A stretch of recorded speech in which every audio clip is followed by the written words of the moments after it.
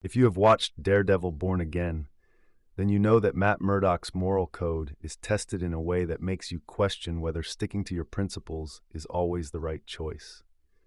As a lawyer and vigilante, Matt has this strict belief that no one, no matter how evil, should die without a fair shot at redemption. But when it comes to his greatest enemy, Wilson Fisk, the Kingpin, this code causes nothing but trouble for everyone in New York. Instead of letting Fisk meet his end when he had the chance, Matt makes the decision to save him, and this choice ultimately screws over the entire city.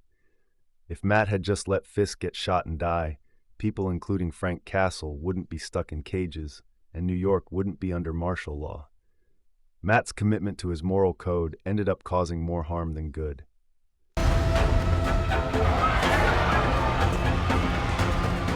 How are you holding up out here?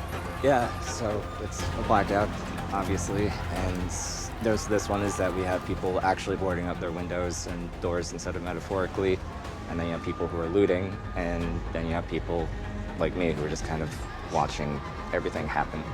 Let's start by acknowledging what kind of villain Fisk is. He's not just some petty criminal. He is this show's greatest supervillain.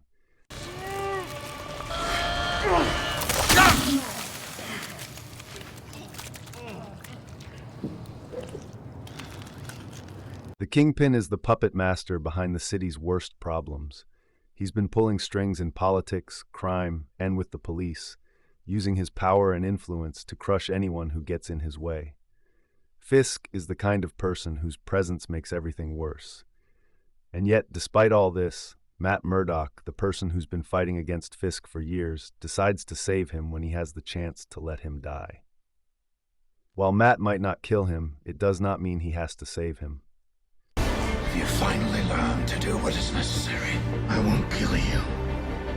But I don't have to save you.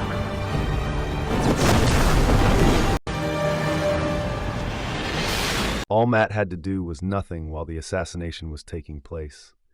This bullet was intended for Fisk, but Matt steps in and takes the shot meant for him.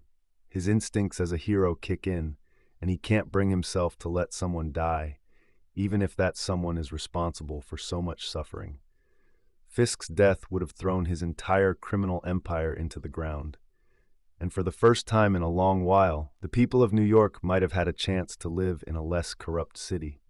But instead, Matt is shot.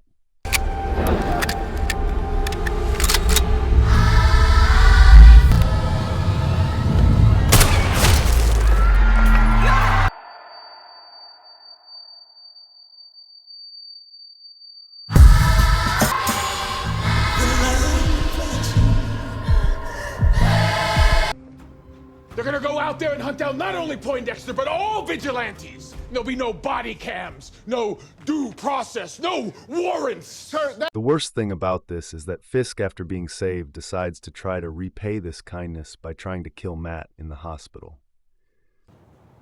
Tell me, what's Matt Murdock's condition? Stable. Recovering in Metro General. Imagine if our fearless lawyer from Hell's Kitchen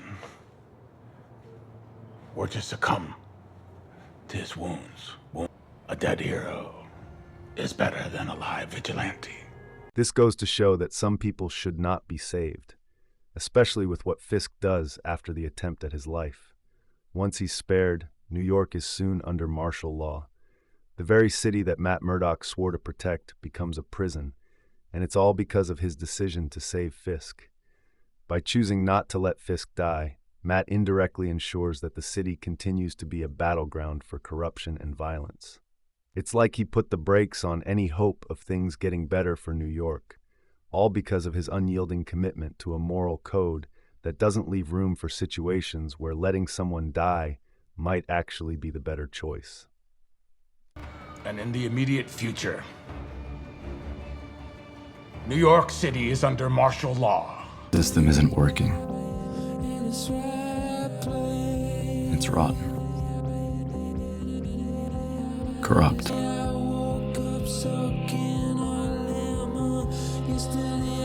So what does this all mean? It means that Matt's moral code, while admirable, is deeply flawed.